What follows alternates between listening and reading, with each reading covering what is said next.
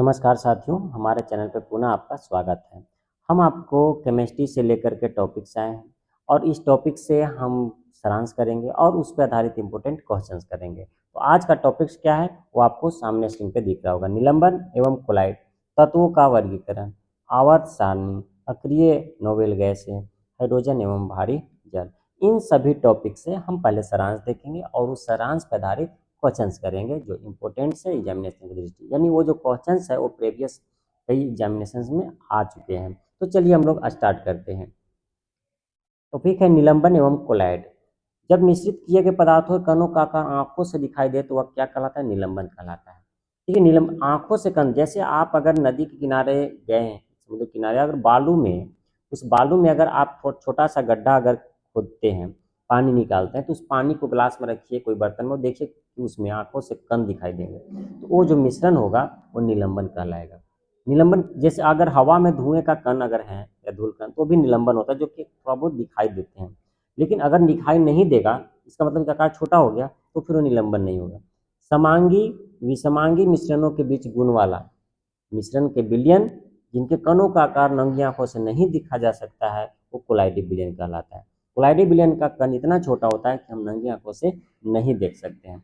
Example के तौर पे मटमैला जल हो गया, गोंद हो गया, स्याही हो गया, दूध हो गया, रक्त हो गया, ये सब कोलाइडी विलयन का उदाहरण है। कभी कभी पूछा जाता है कि दूध किसका एग्जाम्पल है, तो कोलाइडी विलयन का।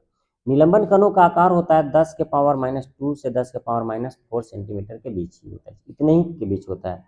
और कोलाइडी विलयनों का आकार आप देख सकते हैं 10⁻5 से 10⁻7 सेंटीमीटर। देखिए कितना छोटा है। 10⁻² का मतलब हुआ 1/100 और 10⁻5 का मतलब हुआ 1/1,00,000। आप सोचिए, एक को 1,00,000 भाग में तोड़िए तो कितना छोटा होगा। अब एक को 100 भाग में तोड़िए, कितना, तो एक को 100 भाग में तोड़ेंगे, उसके रिस्पेक्ट में एक को 1,00,000 भाग में तोड़ने में कितना छोटा होगा। यानी कि कोलाइडी विलयन का आकार बहुत छोटा होता है निलंबन कणों के तुलना में।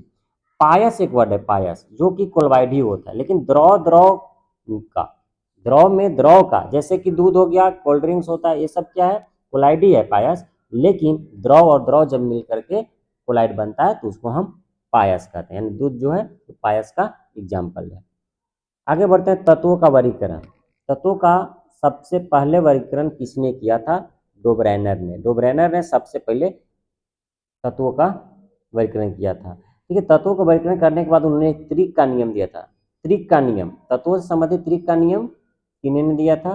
तो डोब्रेनर ने। इन्होंने कहा था कि लगातार 3 तत्वों को लेने पे, जैसे ABC ले लिए, तो किनारे वाले दोनों तत्वों के भार को जोड़ करके, और अगर हम औसत निकालते हैं, यानी कि उनका दोनों निकाल कर भाग देते हैं 2 से, तो बीच वाले के भार के बराबर आता है। ऐसा डोब्रेनर ने कहा। तो इसलिए त्रिक का नियम, आगे चल करके इनके नियम में सुधार किया गया, यानी इनके नियम को फेल समझा गया और एक नया नियम का प्रतिपादन हुआ। तो नया नियम जो प्रतिपादन हुआ, अष्टक नियम आया, जो न्यूलैंड्स ने दिया था। अष्टक नियम में क्या कहते थे कि कोई तत्व से आप शुरू करिए और शुरू करने के बाद जस्ट उसका 8वां तत्व जो आएगा वो समान गुण वाला होगा ना। तो इन्होंने क्या किया कि एक धुन लिया, सारे गामा वाला, सा रे गामा, है ना, और लास्ट में पद नि सा भी आ जाता है, यानी पहला सा है और लास्ट में 8वां भी।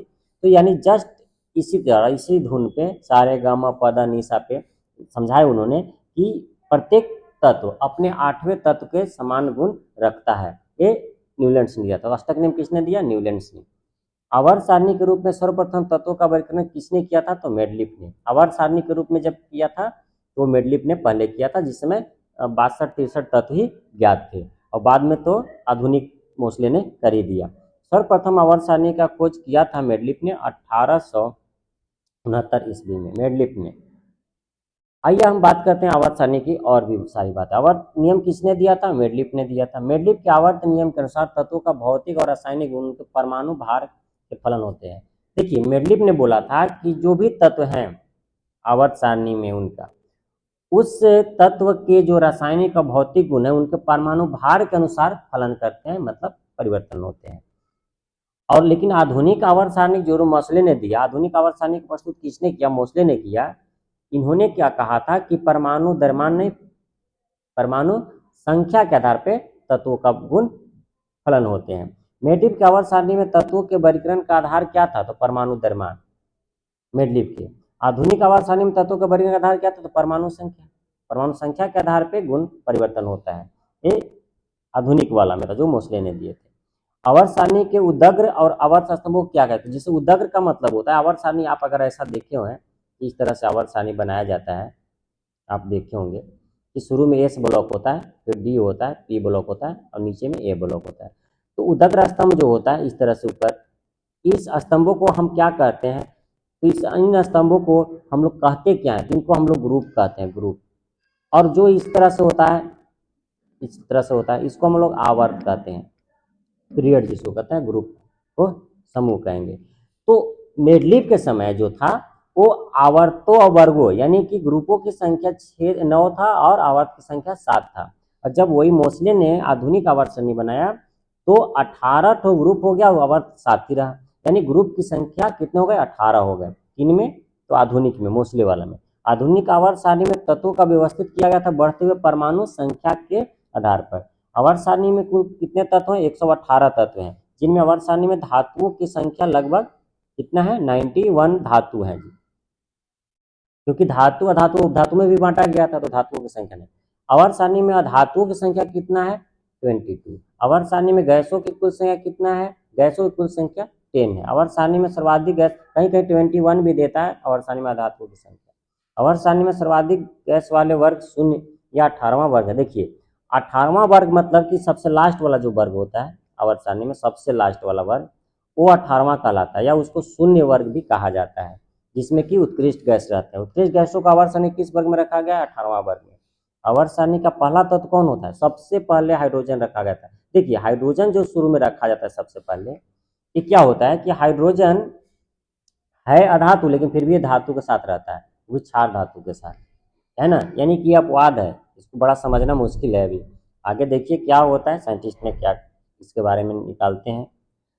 आवर्त सारणी में धातुओं को किस ओर स्थान दिया गया? तो अधातुओं को दाहिनी ओर, यानी कि डी के बाद जो पी ब्लॉक में होता है, पी ब्लॉक में ही अधातु होते हैं, पी ब्लॉक में ही अधातु होते हैं। डी ब्लॉक में तो धातु है ना, एस में भी धातु है, तो दाहिनी ओर दिया गया है अधातुओं का स्थान। आवर्त सारणी को कितने ब्लॉकों में बांटा गया है? 4 ब्लॉकों में, S P D F, F नीचे होता है, 4 ब्लॉकों में बांटा गया है। S P D F, S block के तत्व, पी ब्लॉक के तत्व, डी ब्लॉक के और एफ ब्लॉक के। अक्रिय गैस हीलियम किस ब्लॉक का तत्व है? देखिए हीलियम जो है, आप यहाँ देख सकते हैं कि हीलियम अक्रिय गैस होता है जो कि पी ब्लॉक का तत्व होता है ना। लेकिन एक और बात है, ये हाइड्रोजन हीलियम, और हाइड्रोजन के बाद हीलियम होता है, हीलियम के बाद लिथियम होता है। तो एक बात और है, ये हीलियम जो है वो रहना चाहिए था एस ब्लॉक के, लेकिन चला कहाँ गया है? पी ब्लॉक में। ये कन्फ्यूजन ही है, ये भी बड़ा। तो हीलियम को छोड़कर सभी अक्रिय गैस किस ब्लॉक के सदस्य होते हैं? पी ब्लॉक के। लेकिन एक हीलियम ऐसा है जो अपवाद में, ठीक है। तो हीलियम अपवाद में इसलिए है कि हीलियम होना चाहिए था एस ब्लॉक में। अगर आप हीलियम का 2 होता है परमाणु संख्या, तो आपका ये अगर कहे तो 1s2 होगा, एस ब्लॉक में होना चाहिए था, लेकिन होता किस में? पी ब्लॉक में। यानी कि हीलियम को रखा गया है पी ब्लॉक में, ये ध्यान दीजिएगा। होना चाहिए था एस ब्लॉक में लेकिन रखा गया है पी ब्लॉक में, पी ब्लॉक में। किस वर्ग के तत्वों को जैसे मुद्रा धातु कहते हैं? वर्ग ई के तत्वों को हम लोग मुद्रा धातु कहते हैं। आइए बात करते हैं, किस वर्ग के तत्वों की इलेक्ट्रॉन बंधुता उच्च होती है? आवर्त सारणी में हम लोग देखते हैं कि इलेक्ट्रॉन बंधुता सबसे उच्च किस वर्ग के होता है? वर्ग 7। वर्ग 7 के जो भी तत्व होते हैं वो इलेक्ट्रॉन बंधुता बहुत अधिक रखते हैं। सबसे अधिक इलेक्ट्रॉन बंधुता किसकी होती है? क्लोरीन की। सबसे अधिक इलेक्ट्रॉन बंधुता किसकी होती है?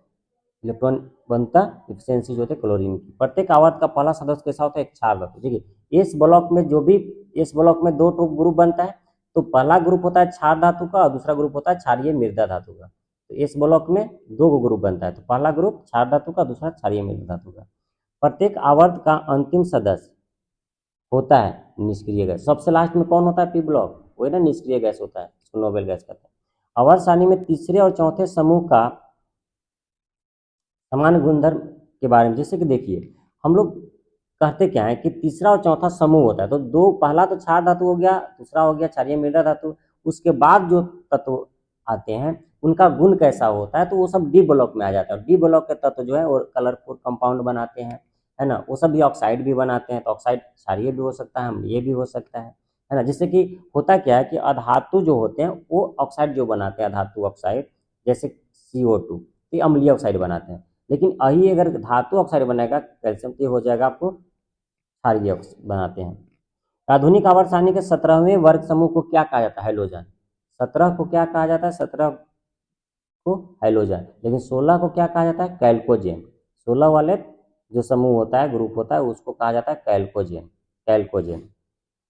ठोस अवस्था में, सॉरी, गैसीय अवस्था में पाए जाने वाले हैलोजन कौन कौन है? Chlorine, bromine, fluorine. Chlorine, bromine, fluorine, तीनों गैसीय अवस्था में पाए जाते हैं। ठोस अवस्था में पाए जाने वाला हैलोजन है आयोडीन। आयोडीन आई। सबसे हल्का हैलोजन तत्व कौन है? फ्लोरीन। सबसे हल्का हैलोजन तत्व कौन है? फ्लोरीन। हैलोजन में सर्वाधिक अक्रियाशील कौन होता है? सबसे ज्यादा अक्रियाशील कौन होता है? अक्रियाशील मतलब सबसे ज्यादा अक्रियाशील का मतलब हुआ रिएक्टिव। सबसे ज्यादा कौन होता है? फ्लोरीन सबसे ज्यादा रिएक्टिव तत्व है फ्लोरीन, क्योंकि सबसे ज्यादा विद्युत ऋणात्मक भी फ्लोरीन ही होता है। सबसे ज्यादा, बहुत ज्यादा जो है इलेक्ट्रोनेगेटिविटी रखता है फ्लोरीन। आगे चलते हैं अक्रिय गैस और एवं नोबेल गैस के बारे में। आवर्त सारणी के समूह 18 में रखे गए तत्वों को क्या कहा जाता है? अक्रिय गैस कहा जाता है। सबसे लास्ट में रहता है पी ब्लॉक। अक्रिय गैस का अन्य नाम क्या है? उत्कृष्ट गैस या नोबेल गैस भी कहते हैं अक्रिय गैस को। निष्क्रिय गैसों का गलनांक होता है सबसे कम। अक्रिय गैसों की खोज किसने किया था? रेले एंड रैमजे ने अक्रिय गैसों की खोज किया था। अक्रिय गैसों की कुल संख्या कितनी होती है? 6 होता है। ठीक है, 6 अक्रिय गैस कौन कौन से हैं? Helium, neon, argon, krypton, xenon, radon. इसमें से देखिए हीलियम एक है जो एस ब्लॉक का है लेकिन पी में रखा गया है, बाकी सब पी ब्लॉक का है, लेकिन हीलियम एक अपवाद आ गया है। हीलियम की खोज किसने किया था? फ्रैकलैंड एंड लोकेयर ने हीलियम की खोज किया था। फ्रैकलैंड एंड लोकेयर ने। सबसे निम्न गलनांक वाला तत्व कौन है? हीलियम है। हीलियम सबसे निम्न गलनांक वाला तत्व, मिनिमम जो इसका गलनांक होता है। हीलियम के बाह्यतम कक्षा में कितने इलेक्ट्रॉन होते हैं? 2 ही इलेक्ट्रॉन होते हैं। आगे चलते हैं। हीलियम को छोड़कर सभी अक्रिय गैसों के बाह्यतम कक्षा में कितने इलेक्ट्रॉन होते हैं? अगर हीलियम को छोड़ दें तो सभी के तो 8 होते हैं जी, क्योंकि हीलियम में तो 2 ही इलेक्ट्रॉन ही है, तो इलेक्ट्रॉनिक विन्यास करिएगा तो 8 कहाँ से आ जाएगा। लेकिन हीलियम के बाद अगर हम चलते हैं, जैसे कि आप नियोन में चलते हैं, है ना, उसके बाद आर्गन 18 चलते हैं, है ना, उसके बाद 36 चलते हैं क्रिप्टॉन, तो सब में अंतिम कक्षा में 8-8 इलेक्ट्रॉन आएंगे। जैसे हम नियोन में चलते हैं तो आप क्या करेंगे? 2 8 10 होता है ना नियोन का, 2 पहले हो गया फिर 8 हो गया। इसी तरह से आर्गन हो गया 2 8 10 अब 8 18 आर्गन का, तो 8 इलेक्ट्रॉन अंतिम कक्षा में होते हैं सभी, हीलियम को छोड़कर सभी अक्रिय गैसों का। सबसे हल्की अक्रिय गैस कौन है? हीलियम सबसे हल्की अक्रिय गैस है। अक्रिय गैसों की संयोजकता क्या होती है? शून्य, वैलेंसी 0, इसलिए तो ये कंपाउंड नहीं बना पाते हैं। वायुमंडल में सर्वाधिक मात्रा में पाए जाने वाला अक्रिय गैस कौन है? आर्गन। सबसे ज्यादा आर्गन पाया जाता है वायुमंडल में, अक्रिय में। कौन सा अक्रिय गैस वायुमंडल में नहीं पाया जाता है? रेडॉन वायुमंडल में नहीं पाया जाता है। रेडियोधर्मी अक्रिय गैस होता है रेडॉन। रेडॉन जो है वो रेडियोधर्मी अक्रिय गैस है, रेडियोधर्मी। सर्वाधिक यौगिक बनाने वाला अक्रिय गैस कौन है? सबसे ज्यादा यौगिक जेनॉन बनाता है, इसका 54 जो है सिर्फ एटॉमिक नंबर है। आगे देखते हैं हाइड्रोजन एवं भारी जल के बारे में। भविष्य का ईंधन किससे कहते हैं? हाइड्रोजन को। आने वाला दिनों में हाइड्रोजन ही हमें ऊर्जा की पूर्ति करेगा, इसलिए इसको भविष्य का ईंधन कहा जाता है। हाइड्रोजन का परमाणु संख्या कितना होता है? तो 1 होता है। देखिए हाइड्रोजन किस लिए भी कहा जाता है मतलब भविष्य का ईंधन, क्योंकि इसमें बहुत ज़्यादा मतलब कि उष्मीयमान होता है, और ये जो है हाइड्रोजन जो है सूर्य से मिलता है तो आसानी से मतलब मिल भी सकता है, लेकिन आने वाले दिनों में इसका इस्तेमाल ज़्यादा होने वाला है, इसलिए भविष्य का ईंधन कहा गया है। हाइड्रोजन की खोज किसने किया था? हेनरी कैवेंडिश ने। कई बार एग्जामिनेशन पूछा गया है। ब्रह्मांड में सर्वाधिक मात्रा में पाए जाने वाला तत्व कौन है? हाइड्रोजन, और दूसरा हीलियम। सर्वाधिक हल्की गैस कौन है? हाइड्रोजन। सबसे ज्यादा हल्की गैस, सर्वाधिक हल्की गैस हाइड्रोजन है। पुराने तैल चित्रों के रंगों को फिर से उभारने का काम कौन करता है? हाइड्रोजन परऑक्साइड करता है। पुराने तैल चित्रों के रंगों को फिर से उभारने का काम कौन आता है? हाइड्रोजन परऑक्साइड काम आता है। हाइड्रोजन के समस्थानिकों की संख्या 3 होता है, प्रोटियम, ड्यूटेरियम और ट्राइटियम। तो इसमें पहला का 1 द्रव्यमान होता है, दूसरा का 2 होता है, तीसरा का 3 होता है, लेकिन परमाणु संख्या सेम होता है। इसको हम आइसोटोप्स कहते हैं, समस्थानिक कहते हैं। ठीक है। ड्यूटेरियम के द्रव्यमान कितना होता है? तो 2, बीच वाला को ड्यूटेरियम कहते हैं। ड्यूटेरियम ऑक्साइड D2O क्या कहलाता है? भारी जल कहलाता है। यही मंदक के रूप में ये होता है नाभिकीय रिएक्टर में। भारी जल की खोज किसने की थी? HC यूरे और वासवर्न ने। इसके बारे में पिछले वीडियो में भी हमने बताया D2O के बारे में, वहाँ से भी आप देखेंगे, जब हमने नाभिकीय रिएक्टर के बारे में बनाया था वीडियो, तो उसमें मैंने इस सब के बारे में चर्चा किया था। तो भारी जल की खोज किसने की थी? H.C. यूरेन ने और वाशबर्न ने 1932 में। भारी जल D2O जमता है कितने डिग्री पर? 3.8 डिग्री सेल्सियस पे जम जाता है। भारी जल प्रयुक्त कहाँ होता है? न्यूट्रॉन के मंदक के रूप में, अभी जैसे बताया था, ट्रेसर के रूप में। भारी जल का अनुभार कितना होता है? तो 20 होता है, क्योंकि D2 टी का मतलब 2 हो गया, बार 2 है तो 2 × 2 हो जाएगा, और ऑक्सीजन का 16, तो 20 टोटल हो जाएगा इसका अनुभार। आगे बढ़ते हैं। अब हम लोग कुछ देखते हैं इंपॉर्टेंट क्वेश्चन जो प्रीवियस ईयर क्वेश्चन हैं, यानी कि पूछे गए हैं कई कंपटीशंस में। तो चलिए हम लोग स्टार्ट करते हैं। अब कुछ क्वेश्चंस कर लेते हैं। क्वेश्चन देखिए क्या कर और कैसे हम लोग, चलिए स्टार्ट करते हैं। तो किस वर्ग के तत्वों को मुद्रा धातु कहा जाता है? किस वर्ग के तत्वों को मुद्रा धातु कहा जाता है? 1A, सेकेंड ए, 1B या थर्ड ए? तो सी, 1B, ऑप्शन नंबर सी, यानी 1B के तत्व जो भी हैं उनको हम लोग मुद्रा धातु का मतलब हुआ वैसे धातु जिनसे हम मुद्रा बना सकते हैं, जैसे सिक्के बनाए जा सकते हैं, ढाले जाते हैं, जैसे कॉपर हो गया, है ना, आप देखे होंगे कॉपर से बनाए जाते हैं। इस तरह सिक्के बनाने वाले एल्युमिनियम हो गया, ऐसा।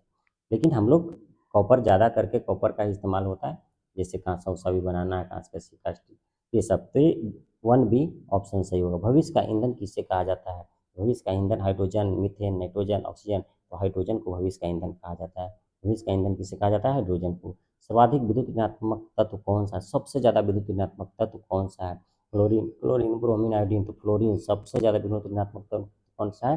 फ्लोरीन है, जो सबसे ज़्यादा विद्युत ऋणात्मक तत्व है। आवर्त सारणी में धातुओं की संख्या कितनी होती है? आवर्त सारणी में जो धातु की संख्या होता है वो 91 होता है। 91 धातुओं की संख्या होता है। कहीं कहीं 92 भी मिलेगा, लेकिन 91 जो है से सही है। आवर्त नियम किसने दिया था? आवर्त नियम किसने दिया था? आवर्त नियम जो है, अब आवर्त का नियम देखिए, अब जैसे हम लोग पढ़े थे कि डोबनाइनर ने सबसे पहले आवर्त के बारे में बताया था, तत्वों की आवर्ती, है ना। लेकिन देखिए यहाँ पे है कि आवर्त नियम किसने दिया था? तो आवर्त नियम का मतलब हुआ कि जैसे मोसले ने दिया था कि परमाणु भार संख्या के अनुसार होता है, इन्होंने एक जिगरलिप ने दिया था भार के अनुसार होता है। तो परमाणु भार के अनुसार तत्वों का रासायनिक या भौतिक गुण फलन होते हैं, तो वही आवर्त का नियम कहलाता है। यानी कि आवर्त का नियम अब डोबरेनर नहीं चल जाना है। तो आवर्त का नियम किसने दिया था? मेडलिफ ने। सर्वाधिक यौगिक बनाने वाला अक्रिय गैस कौन है? अक्रिय गैस तो हालांकि बनाता नहीं है जल्दी, लेकिन फिर भी, है ना, रेयर के स्थिति में बनाता है। तो सबसे ज़्यादा कौन बनाता है? तो जेनॉन, XC, जेनॉन सबसे ज़्यादा अक्रिय गैस यही है जो कि यौगिक बनाता है। आगे बढ़ 7 नंबर कहता है हाइड्रोजन का परमाणु संख्या कितना होता है? हाइड्रोजन का, ये तो बिल्कुल परमाणु संख्या पूछ रही है। हाइड्रोजन तो पहला तत्व है। एक, दाब बढ़ने पर द्रव की विलेयता क्या होगा? अगर दाब बढ़ाइएगा तो द्रव की विलेयता पूछ रहा है। अच्छा एक बात बताइए, जब हम लोग दाब बढ़ाते हैं और तो द्रव में अगर गैस को घोलना है तो गैस तो ज़्यादा घुल लेगा जब हम दाब बढ़ाएंगे तो। लेकिन यहाँ तो क्वेश्चन है कि दाब बढ़ने पर द्रव की विलेयता क्या होता है? तो द्रव की विलेयता की बात करते हैं तो बढ़ेगा ना, दाब बढ़ाएंगे द्रव की विलेयता भी बढ़ेगा। दाब, गैस का विलेयता जो है वो दाब बढ़ाने से भी बढ़ता है। लेकिन अब देखिए ठोस की विलेयता अगर दाब बढ़ाइएगा ना, ताप बढ़ाइएगा तब बढ़ेगा द्रव ठोस की विलेयता। 9वां है तत्वों का सबसे पहले वर्गीकरण किया था। तत्वों का सबसे पहले किसने वर्गीकरण किया था? अभी जैसे अभी मेडलिफ वाला देखे थे कि आवर्त नियम पहले कौन दिया था? मेडलिफ ने। इन्हें तत्वों का सबसे पहले वर्गीकरण कौन किया था? ये बात पूछे तो डोबरेनर ने। दोनों में अंतर, आवर्त का नियम अलग चीज होता है, पहले वर्गीकरण तत्वों का अलग, तो डोबरेनर ने जो अतिरिक्त नियम भी दे दिए। आवर्त सारणी का पहला तत्व कौन होता है? आवर्त सारणी का पहला तत्व, ये तो बिल्कुल हाइड्रोजन। सबसे हल्का हाइड्रोजन कौन सा है? सबसे हल्का हाइड्रोजन, सबसे हल्का हाइड्रोजन कौन सा है? फ्लोरीन सबसे हल्का, यही सबसे ज्यादा विद्युत ऋणात्मक भी है फ्लोरीन, है ना। फ्लोरीन 9 होता है परमाणु संख्या, जो नियोन के बगल में होता है, ग्रुप 17 का है, ग्रुप टी ब्लॉक में ग्रुप 17 का, जिसको हाइड्रोजन कहते हैं। आवर्त सारणी में गैसों की कुल संख्या है, आवर्त सारणी में गैसों की कुल संख्या कितनी होती है? आवर्त सारणी में गैसों की कुल संख्या कितनी होती है? तो गैस जो आवर्त सारणी में टोटल है वो आपका गैस, ऐसे कहीं 10 भी 11 भी, तो ऐसे आप 10 भी लिख सकते हैं। तो गैसों की संख्या जो है 10 ही लेकर के ये 10 होते हैं। आगे बढ़ते हैं। ठोस पदार्थ की विलेयता ताप बढ़ने से क्या होता है? ठोस पदार्थ की विलेयता, आज सुनिए, जैसे पानी है, पानी में आप नमक घोल रहे हैं, तो नमक मान लीजिए कि घुलने में लग गया आपको 15 मिनट, लेकिन अगर वो गर्म करिएगा तो जल्दी घुल जाएगा, यानी कि बढ़ जाएगा। ठोस पदार्थों की विलेयता ताप बढ़ाने से क्या होगा, बढ़ जाएगा। 14 है, आधुनिक आवर्त सारणी में वर्गों की कुल संख्या कितनी है? आधुनिक आवर्त सारणी में वर्गों की कुल संख्या कितनी है?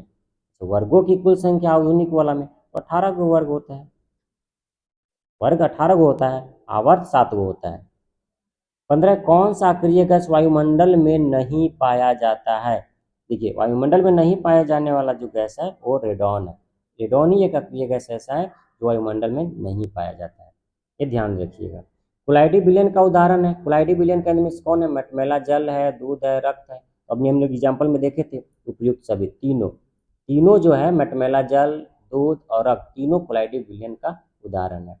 17 देखिए, तत्वों के वर्गीकरण के संबंधित अष्टक नियम का प्रतिपादन किसने किया था? अष्टक नियम, डोब्रेनर के बाद डोब्रेनर ने त्रिक नियम दिया था, अष्टक नियम दिए थे न्यूलैंड्स ने, सारे गामा वाला। उन्होंने कहा था कि प्रत्येक तत्व अपने आठवें तत्व के समान गुण रखता है। आवर्त सारणी में धातुओं को किस ओर स्थान मिला? धातुओं को कह रहा है, तो धातु तो राइट साइड रहता है, राइट साइड, और धातु कहाँ रहता है? लेफ्ट साइड, है ना, क्योंकि लेफ्ट साइड में एस होता है, फिर डी होता है, फिर पी होता है, तो धातु जो होते हैं वो पी ब्लॉक में आते हैं। ठीक है, यानी ऐसे हम कह सकते हैं कि जितने भी गैस हैं वो अधातु होते हैं, जितने भी गैस हैं, लेकिन जितने धातु हैं सब गैस नहीं होते हैं। आगे बढ़ते हैं। ठोस अवस्था में पाया जाने वाला हैलोजन, कौन सा ऐसा हैलोजन है जो ठोस अवस्था में पाया जाता है? तो आयोडीन। आयोडीन ही एक ऐसा हैलोजन है जो ठोस अवस्था में मिलता है, क्लोरीन नहीं, ब्रोमीन, क्लोरीन ये सब नहीं, ये सब गैस अवस्था में मिलते हैं।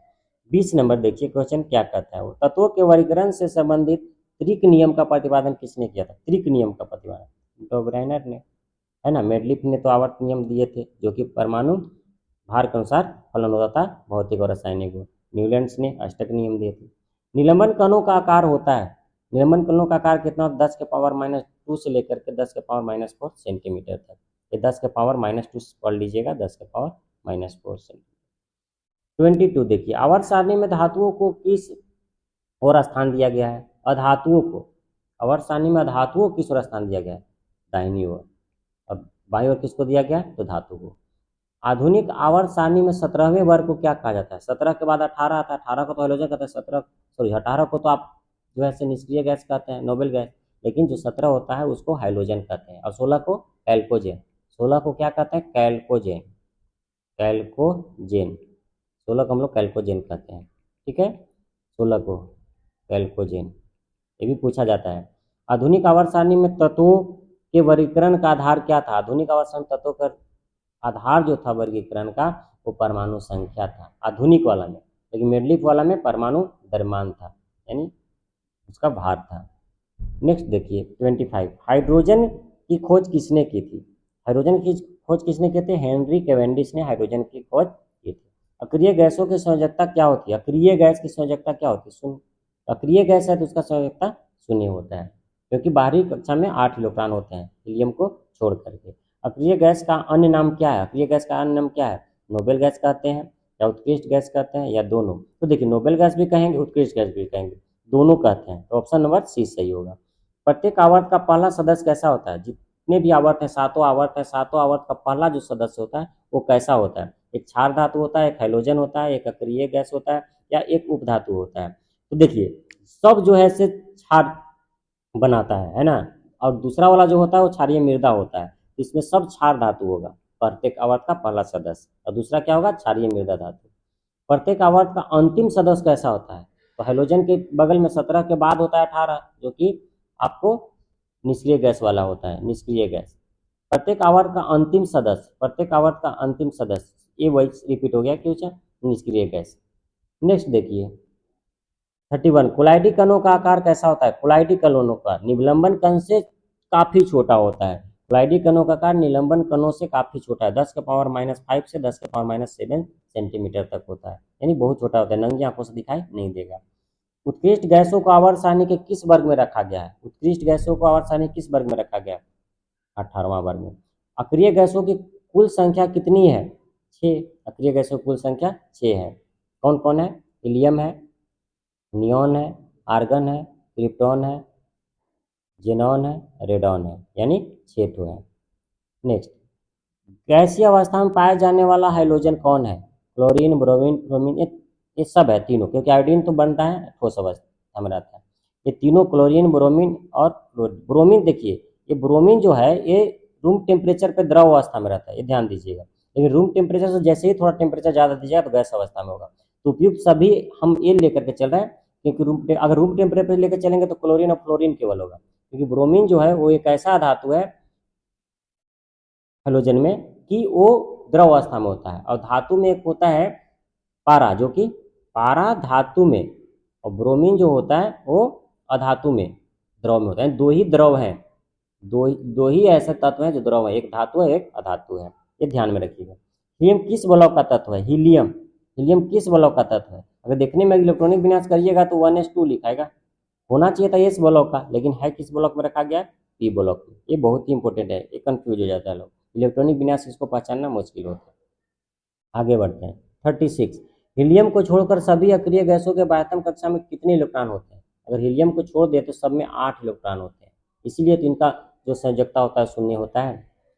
आधुनिक आवर्त सारणी में आवर्तों की कुल संख्या कितना होता है? 7 आवर्त होते हैं आधुनिक। हीलियम को छोड़कर सभी अक्रिय गैस किस ब्लॉक के सदस्य हैं? हीलियम को छोड़ दें तो जितने भी अक्रिय गैस हैं वो सब किस ब्लॉक के तत्व हैं? तो सब पी ब्लॉक। हीलियम भी पी ब्लॉक में रखा गया है, लेकिन है एस ब्लॉक का। हकीकत में देखा जाए तो एस ब्लॉक का तत्व होता है, लेकिन रखा कहाँ गया है? पी ब्लॉक में। तो ये भी क्वेश्चन थोड़ा कंफ्यूजन वाला है, किस ब्लॉक का तत्व है? तो है एस ब्लॉक का, लेकिन रखा कहाँ है? पी ब्लॉक में। जब पी ब्लॉक में लिखा गया तो पी ब्लॉक को ही माना जाएगा, स्वाभाविक बात है। हैलोजन तत्व के बाहरी कक्षा में कितने इलेक्ट्रॉन होते हैं? हैलोजन तत्व के, तो आप इलेक्ट्रॉनिक बिना, जैसे क्लोरीन 17 है, ठीक, तो आप क्या करिएगा, 2 8 10 और 7 17 यानी 7, तो इनके जो किनारे यानी सबसे बाहरी कक्षा में 7 इलेक्ट्रॉन होते हैं हैलोजन तत्व के। और हैलोजन तत्व निगेटिविटी ज़्यादा दिखाता है, सबसे ज़्यादा फ्लोरीन नेगेटिव दिखाता है जी। तो ये मेरा आज का वीडियो था, आपको कैसा लगा आप कमेंट सेक्शन में ज़रूर कमेंट करेंगे। और अगर आप मेरे चैनल को अब तक सब्सक्राइब नहीं किए हैं प्लीज़ सब्सक्राइब कर दें। Thanks for watching, best of luck.